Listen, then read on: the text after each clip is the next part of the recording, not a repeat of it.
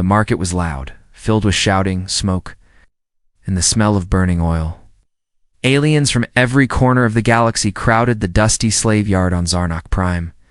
Some came to buy, some came just to watch, and others came to laugh. Chains clanked. As the slaves were dragged into cages, some cried, some screamed, others looked away in silence. Each one had a number, a price tag, and a short list of what they could do: cook, clean, fight, or serve. The auctioneer stood tall on a metal platform, his voice booming over the speakers. Strong warrior from Delta 9. Bids start at 500 credits. The crowd pushed forward, hands raised high. Everyone wanted the best, the strongest, the most beautiful. But at the very end of the row, far from the noise, was a small cage with no price tag. Inside sat a girl with silver skin and dull purple eyes. Her long white hair was tangled, her wrists covered in bruises and old burns. She didn't move, didn't speak, didn't look up. No one asked about her.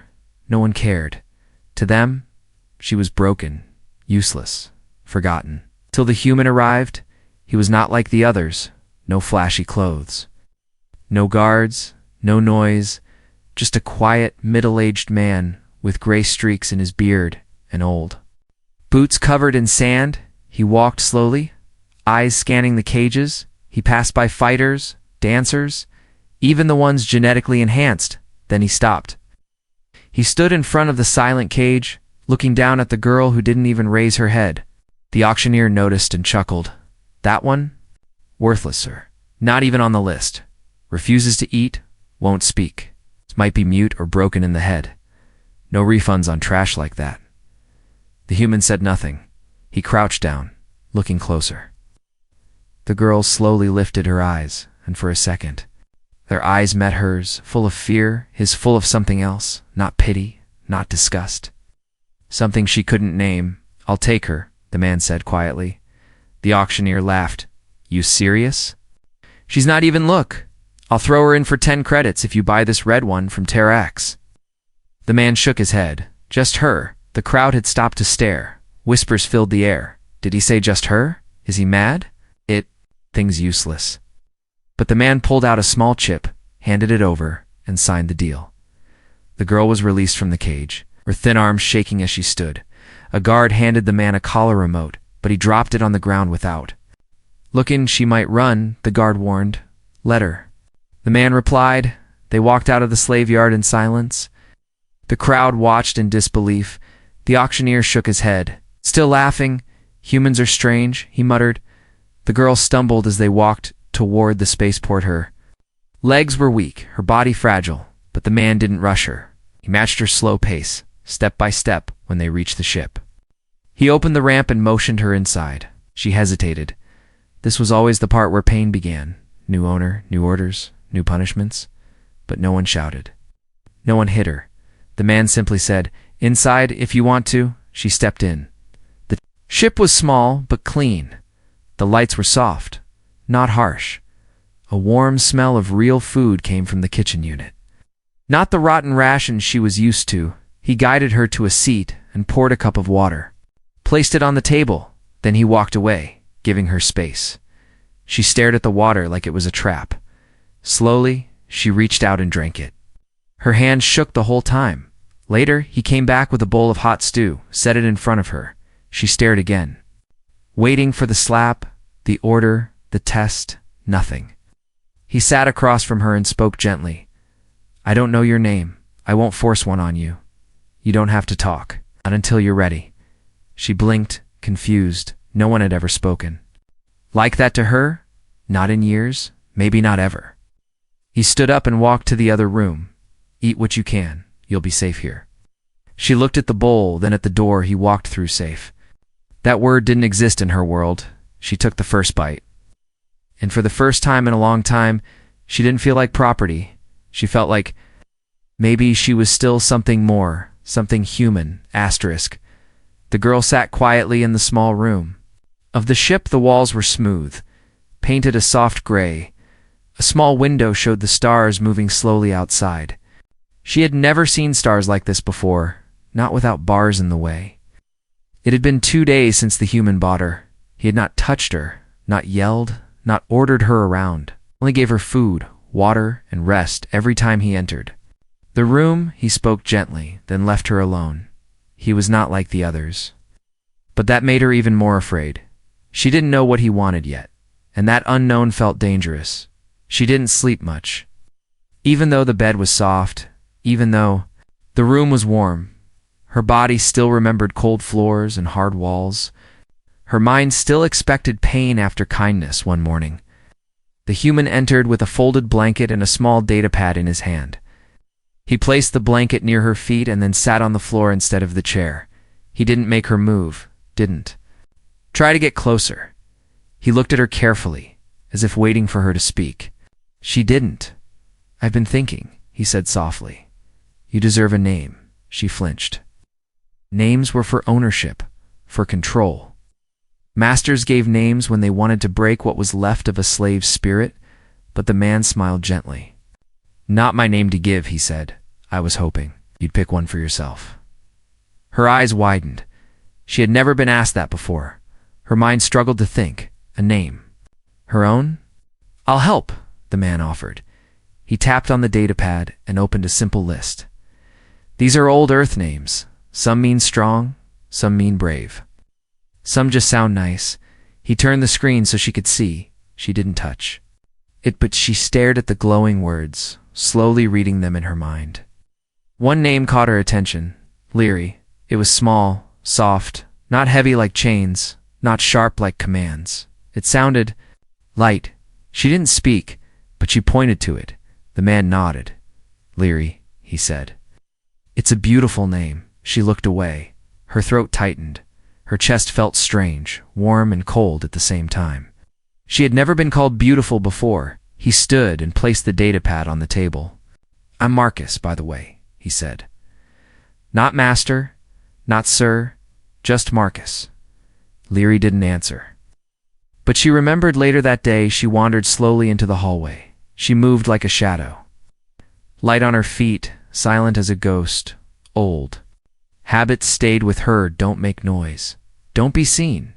She found a room with open shelves. Strange tools and parts spread everywhere. Machines half built or half repaired sat under dim lights. It looked like a workshop. She stepped inside. One of the machines on the table was broken, a small floating drone with its wires hanging loose. Something inside her sparked. She had seen things like this before, during her time in the labs. Her hands moved before she could think. She picked up a tool and started fixing it. For the first time in days, her fingers didn't shake. When Marcus walked in and saw her working, he froze. Then he smiled, not with surprise, but with respect, Tech, he said slowly. Leary looked up, unsure if she was in trouble, but Marcus stepped forward and gently picked up the repaired drone.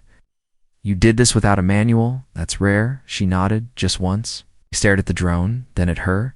Something clicked in his mind. "You're not just a slave, are you?" He said more to himself than to her. "Someone made you." For something, Leary's hands tightened. Her eyes darted to the door. She didn't want to go back, not to the labs, not to the pain, Marcus noticed. "You're safe here," he said calmly. "But I need to know, Leary, who was trying to erase you." She stayed silent, but deep inside something whispered a memory. A scream, a man in a black coat saying, "Terminate the project. She's the last one." Her silence was the only answer he needed. That night, Marcus looked through his old files, old military records, hidden reports he'd kept even after quitting the war. One file matched a project classified, buried under codes and lies, a secret lab.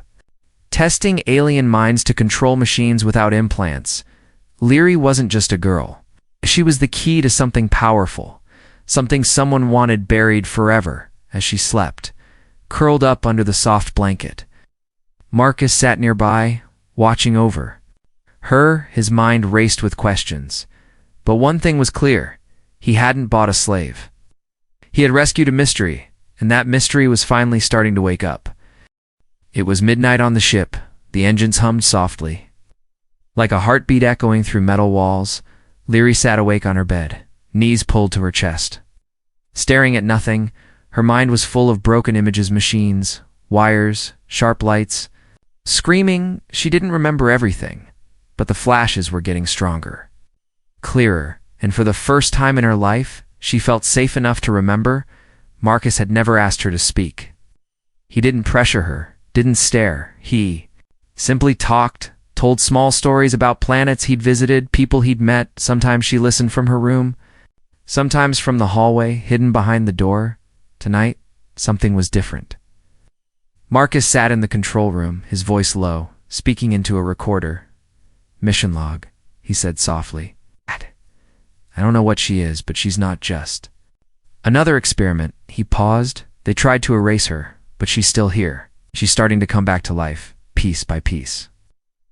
Leary stepped into the room without a sound. Her bare feet touched the cold floor, her silver skin glowing faintly in the dim light. Marcus didn't hear her at first.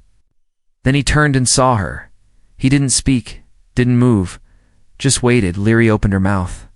At first, no sound came. Her throat felt tight, dry, unused for too long.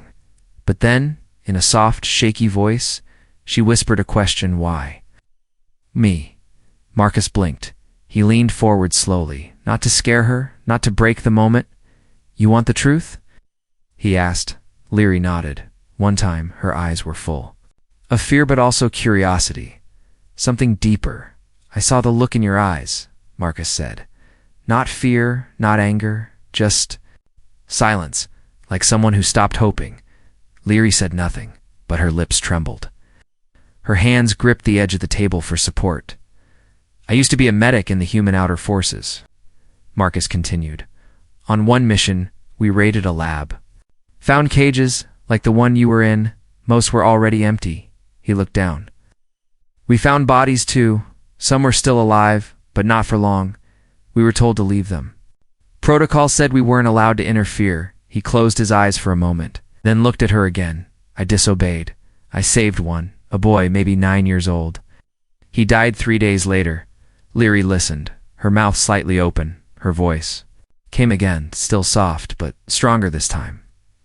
"You tried to save him." "Yes," Marcus said, "but I failed." A silence filled the room. It's not empty, but heavy with understanding. "I swore if I ever found another like him," Marcus said, "I'd try again, this time better." Leary stepped closer. Her heart beat fast in her chest. She didn't know why she was shaking, but she didn't stop herself. "I remember the lights," she said slowly, "the machines. They wanted my mind. They made me touch things, control things without wires." Marcus nodded slowly. "Teletech." He said, "You're not just rare, Leary. You're impossible." She shook her head. "Not powerful," she whispered. "Just afraid?" "That's okay," Marcus said. "Fear means you survived." Her legs gave out suddenly, and she sank to her knees. Marcus was there in seconds, not grabbing her, just kneeling beside her. "I thought you'd hurt me," she said. "Everyone before." "Did I won't," Marcus said, his voice firm. "And if anyone tries again, they'll go through me first." A tear ran down her cheek, and then another. She had cried before in pain and loneliness, but this was something else. Something warm and strange. "Thank you," she said. The word strange on her tongue, but real. He nodded. "You're welcome, Leary," that night. She didn't return to her bed. She fell asleep in the control room, curled up in the corner. Marcus didn't move her. He just dimmed the lights and stayed nearby, keeping watch. The next morning, she woke with a question in her mind. Not from fear, but curiosity. Who was she really? And why did the people who made her want her erased so badly? Somewhere deep inside, she knew the answer was more dangerous than even Marcus understood. But now, she had a name, she had a voice, and for the first time, she wanted to find the truth. Asterisk, the ship floated silently in deep space, far from patrols, trade routes, or watchers outside the window. Stars blinked in the blackness, like quiet witnesses to forgotten truths. Leary sat at the table with a broken drone in her hands. Her fingers moved with strange skill, weaving tiny wires, adjusting circuits. Every move was careful, exact, like she had done this many times before, but she couldn't remember when. Marcus watched from across the room. He said nothing, but his eyes followed every small motion she made. It had only been a few days since she spoke her first words, and already something was changing in her. She wasn't hiding anymore. The girl who once curled into corners now sat upright. The one who flinched at every sound now listened to the hum of machines like music. Marcus cleared his throat gently. "You're very good at that." Leary didn't look up. "They made me fix machines in the labs," she said, her voice soft. "Sometimes small drones, sometimes bigger things." Marcus leaned forward. "Did you ever learn what they were building?" Leary paused. Her hands froze, then continued moving. "Weapons," she said, "but not like guns." "They wanted minds that could become the weapon." Marcus sat back, thinking hard. "That's why they kept you alive," he muttered. "Not because you were weak, but because you were the prototype." Leary looked at him, confused. "What's prototype?" "It means the first of something powerful," Marcus replied. "The original they test before making more." Leary frowned. "They never made more." Marcus raised an eyebrow. "Why not?" She looked down. "Because I broke them." Silence filled the room. Marcus didn't press. He waited. Leary took a shaky breath. "They hooked me to a ship once," she said. "I could see through it, feel the engines, the wires, everything. But they pushed too far. I lost control." She gripped the edge of the table, her knuckles pale. The lab exploded, half of it gone. "I didn't mean to. But they said I was broken, dangerous, useless." Marcus leaned in, voice calm. "They were afraid of you." Leary looked at him sharply. "Why aren't you?" "Because I don't see a weapon," Marcus said. "I see someone who is forced to survive, someone who's still choosing to live, that takes strength, not danger." Her eyes filled with something unreadable, maybe disbelief, maybe hope. She turned back to the drone and powered it up. It hovered gently in the air, spinning once, then twice, before landing quietly. Marcus smiled. "That drone hasn't worked in 6 months?" Leary shrugged. "Not hard." Marcus stood and walked over to the supply closet, pulling out an old device covered in dust. It looked like a heavy helmet, full of tangled wires and blinking lights. "What's that?" Leary asked. "Something I've kept locked away," Marcus said. "A prototype Neuralink helmet. Illegal now, but used during the war to read thoughts and connect to machines." Leary stood slowly, eyes narrowing. "You want to test it on me?" "No," he said firmly. "I want to show you something." He set the helmet on the table, then turned on a screen. It showed old recordings footage from a battlefield. A young soldier wearing the same helmet guided drones with his mind.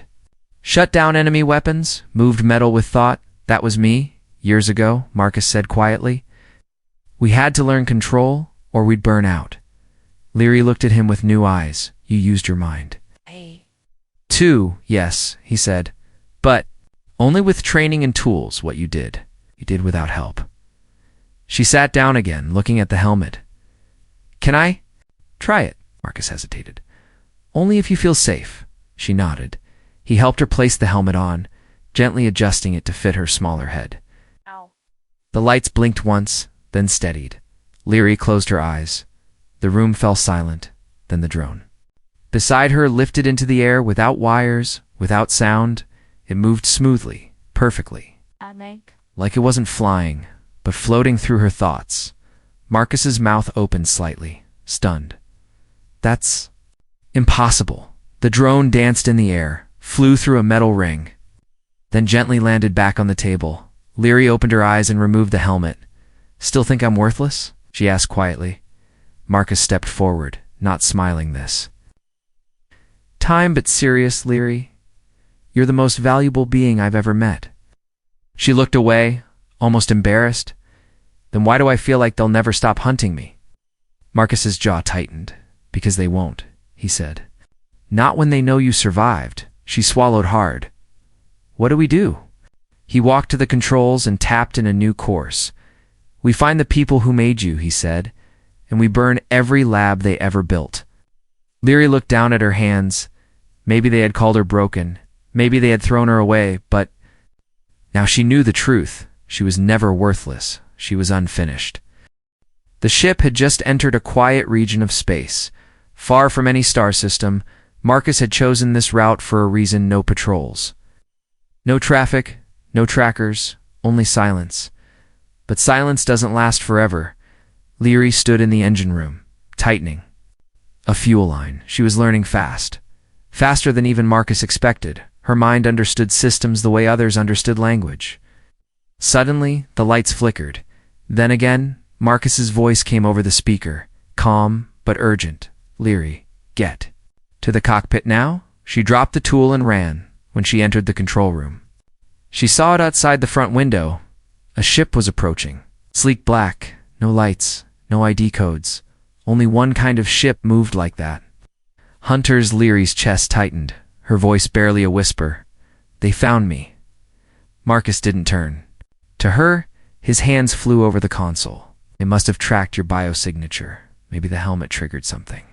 She stepped forward, eyes locked on the scanner.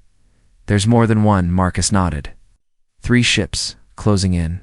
Leary froze. Her body remembered cages, needles, cold floors.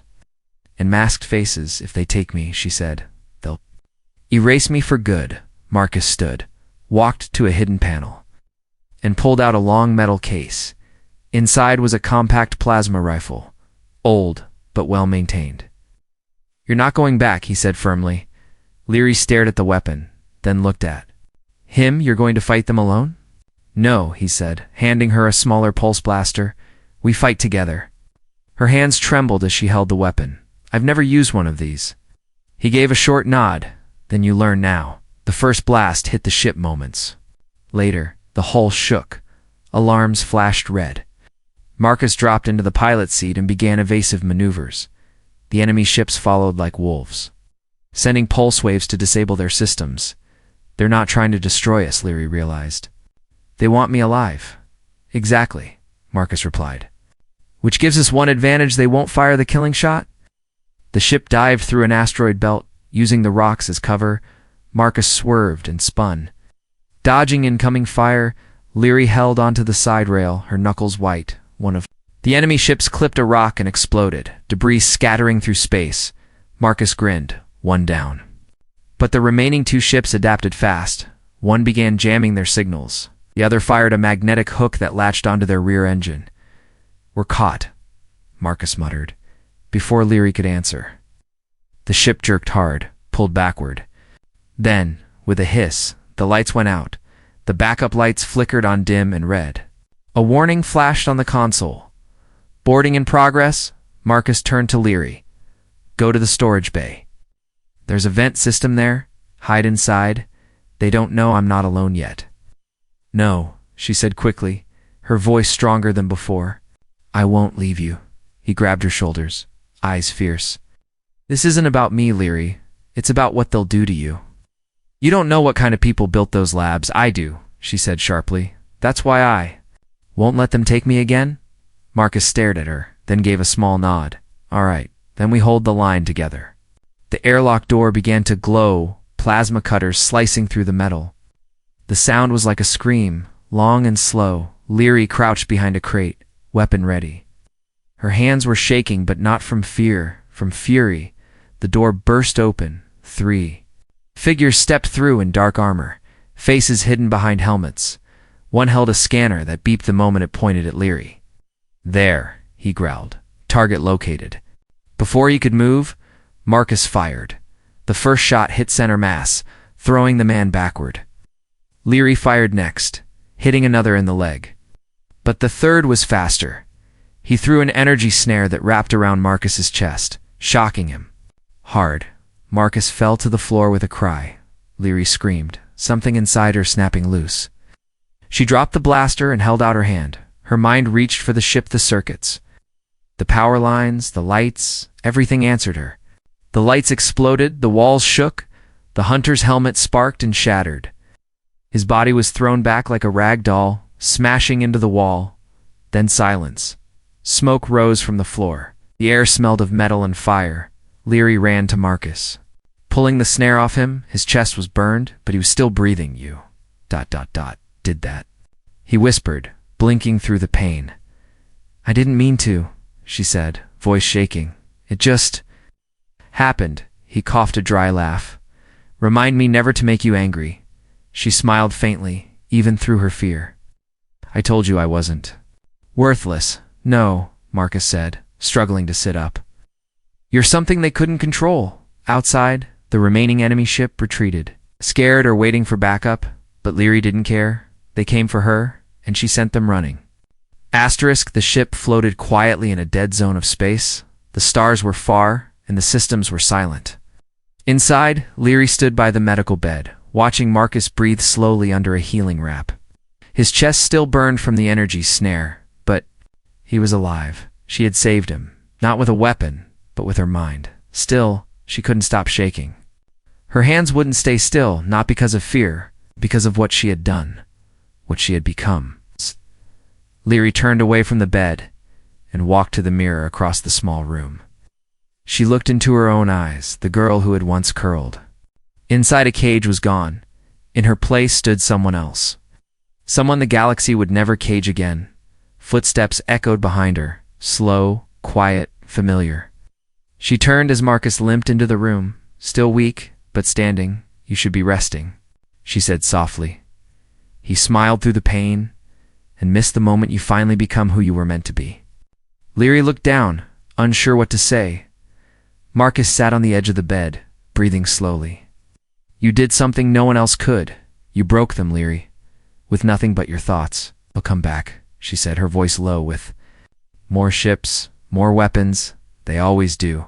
Yes, he nodded. But next time, we won't be running. She looked at him. We. Marcus gave a tired grin. I told you. Remember? I don't leave people behind anymore. Leary sat beside him. The silence between them no longer empty, but filled with a quiet bond, stronger than blood. Then Marcus leaned forward and pulled open a drawer under the console. Inside was a datapad, filled with stolen military files, hidden years ago when he deserted the Force. These labs, he said, showing her maps and coordinates, this is where they created your kind. Tested, tortured, erased, and it didn't stop with you. Leary scrolled through the names, hundreds of them. Each one listed as terminated or failure. One line stopped her cold. Subject 031B. Status missing. She blinked. That's not me. Marcus looked at her. No, it's not. There's another one, she whispered. Someone else escaped. Marcus nodded, which means you're not alone. Her heart beat faster. The fear was still there, but now it had a partner. Purpose. What do we do? She asked. Search for them. Shook his head. No, we do something better. He pressed a button on the pad, and a 3D map appeared. Highlighting a moon orbiting a red dwarf star, this facility here, it's still active. One of the last. They're still running tests, breeding something new, underground. Leary clenched her jaw. They think no one can touch them. They're wrong, Marcus said. Wait, but we need a plan and help. Leary nodded slowly. Can make the ship disappear from scans. I can jam their sensors from orbit if I connect through the Neuralink. Marcus raised an eyebrow. You can do that? She met his eyes. I think I can do a lot more than they ever imagined. They spent the next days preparing. Marcus upgraded the ship's defenses, while Leary rebuilt the old stealth systems. Her control over the tech grew stronger by the hour. She didn't just repair things anymore. She commanded them. In the evenings, they trained. Marcus taught her how to fire without blinking, how to move without sound, and Leary showed him how she could lift tools, redirect engines, even guide bullets. Midair without ever using her hands. Then, on the 5th night, she stood outside the ship on a cold asteroid. Staring at the stars above, her voice was barely a whisper. They called me broken, she said, but I'm not. Marcus joined her, his breath fogging in the cold. No, you're not. They made me to be a tool, she continued. But I choose what I do now. I fight not to destroy them, but to free the ones they still hold. Marcus placed a hand on her shoulder. That's the difference between us and them. They take lives, Leary said. We protect them. He nodded.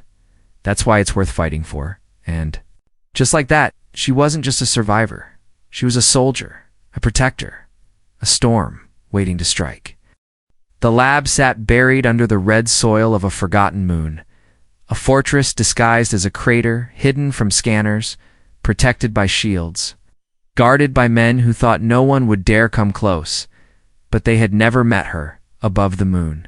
In the shadow of a dead satellite, Leary stood in the cockpit of the stealth-modified ship. Her hands rested lightly on the control panel. Her eyes were closed, but her mind was wide awake. Marcus sat beside her, armored vest across his chest, plasma rifle in his lap. "We won't get a second shot at this," he said calmly. Leary nodded. "You won't need one." Her voice was steady now, no longer soft or shaking. She wasn't the silent girl in the cage anymore. She wasn't someone to be sold, forgotten, or erased. She was the storm, with a thought. She activated the Neuralink. The ship shimmered and vanished from scanners. Below them, the lab's defense systems blinked in confusion. Their screens read clear skies, while above, danger was already falling. Leary guided the ship down like it was part of her body. No sound, no signal, no warning, till it landed right on top of the enemy's roof without a single alarm being triggered. Marcus followed her down the ramp, rifle ready, but it was Leary who stepped forward first. She raised her hand, and the steel roof beneath her feet bent like soft metal. Peeled open like a flower, they dropped into the heart of the lab without a fight. Inside, everything was clean, white, cold. Scientists froze in place. Guards reached for weapons, but the lights flickered and died before anyone could fire. Leary spoke into the intercom system, her voice echoing through every hall. "You created me in silence," she said. "You tried to erase me quietly. But now you'll listen loudly." Panic exploded inside the lab. Some tried to run. Others shouted for help. But all exits sealed shut. Leary walked forward. Machines bending away from her path, electric panels sparking as her mind touched everything around her. The lab, once her prison, was now her weapon. They reached the central chamber. It's a place where her memories had been born and broken. A long room of tanks filled with wires and silent figures. Children, small alien forms floated inside glass. Tubes unconscious, some had marks like hers, some looked barely alive. Marcus's breath caught in his throat. They never stopped. Leary stepped up to the control console and placed her hand on it. A soft hum filled the room, and every light turned green. "I can wake them," she whispered. "I can break their sleep, but are they ready?" Marcus asked. "What if they wake up afraid like you were?" Leary closed her eyes. Her thoughts moved through the wires, touching the minds inside gently, not with control, but with care. "I won't wake them with fear," she said. "I'll wake them with choice." She sent a single Signalan invitation, not a command, and one by one, eyes began to open. The children floated up, blinking slowly, confused but calm. They weren't screaming, they weren't panicking, they were listening. A door at the far end slammed open. An older man in a white coat stormed in, flanked by guards. His face twisted with anger. "You," he growled, staring at Leary, "Subject Zero Wuna. You were terminated." "No," she said, turning toward him. "I escaped." "You don't understand what you're doing," he snapped. "They were never meant to live outside containment. They were never meant to be owned," she replied. He raised his hand to order an attack, but the guards didn't move. Their weapons had melted in their hands. Leary walked toward him slowly. "You see a mistake?" she said. "I see hope." The scientist's face twisted in fear now. "We created you, you shouldn't have." She interrupted, "Because now you have to answer for it." Marcus stepped beside her, raising a device. "We've already transmitted everything this lab, the files, the names, the Union will know. The galaxy will see what you did." "No one will believe you," the man spat. "They will," Marcus said, "because she's not a secret anymore."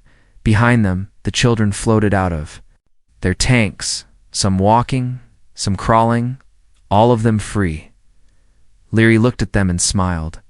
"You're not weapons," she said. "You're not property. You're alive. You're yourselves." The lab lights dimmed for the last time. Leary turned back to Marcus.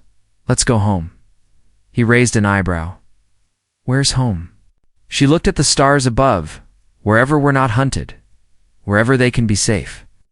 They boarded the ship again, and for the first time in her life, Leary wasn't escaping. She was leading, as the engines roared and the lab crumbled behind them. One truth burned brighter than any flame. The girl they had called worthless had become the voice they feared. The one they didn't see coming. The one who changed everything.